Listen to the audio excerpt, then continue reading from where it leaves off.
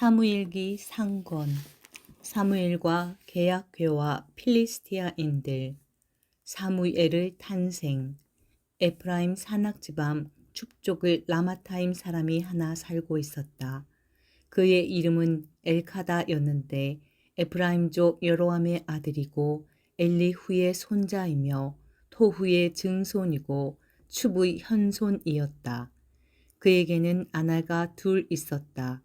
한 아내의 이름은 한나이고 다른 아내의 이름은 푸닌나였다. 푸닌나에게는 아이들이 있었지만 한나에게는 아이가 없었다. 엘카나는 해마다 자기 성읍을 떠나 실로에 올라가서 만군의 주님께 예배와 제사를 드렸다. 그곳에는 엘리의 두 아들 호프니와 피느하스가 주님의 사제로 있었다. 제사를 드리는 날 엘카나는 아내 푸닌나와 그의 아들 딸들에게 제물의 몫을 나누어 주었다. 그러나 한나에게는 한 몫밖에 줄 수 없었다. 엘카나는 한나를 사랑하였지만 주님께서 그의 태를 닫아 놓으셨기 때문이다. 더구나 적수 푸닌나는 주님께서 한나의 태를 닫아 놓으셨으므로 그를 괴롭히려고 그의 화를 몹시 돋우었다. 이런 일이 해마다 되풀이 되었다. 주님의 집에 올라갈 때마다 푸닌나가 이렇게 한나의 화를 돋우면 한나는 울기만 하고 아무것도 먹지 않았다. 남편 엘카나가 한나에게 말하였다. 한나, 왜 울기만 하오? 왜 먹지도 않고 그렇게 슬퍼만 하오? 당신에게는 내가 아들 열보다 더 낫지 않소?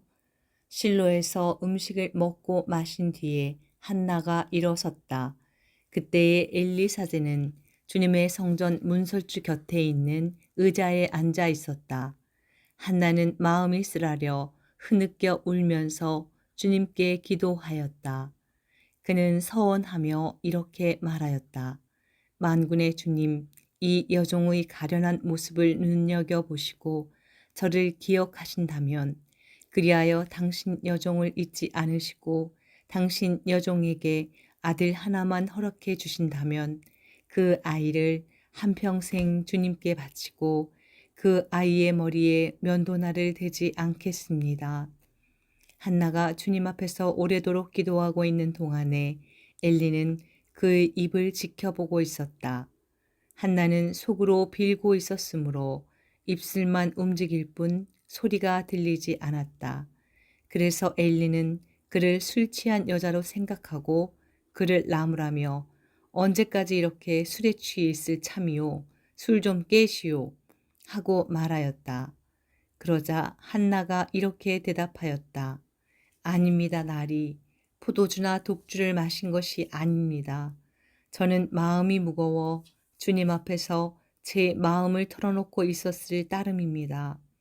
그러니 당신 여종을 좋지 않은 여자로 여기지 말아 주십시오. 저는 너무 괴롭고 분해서 이제껏 하소연하고 있었을 뿐입니다. 그러자 엘리가 안심하고 돌아가시오. 이스라엘의 하느님께서 당신이 드린 청을 들어주실 것이요. 하고 대답하였다. 한나는 나리께서 당신 여종을 너그럽게 보아주시길 바랍니다. 하고서 그 길로 가서 음식을 먹었다.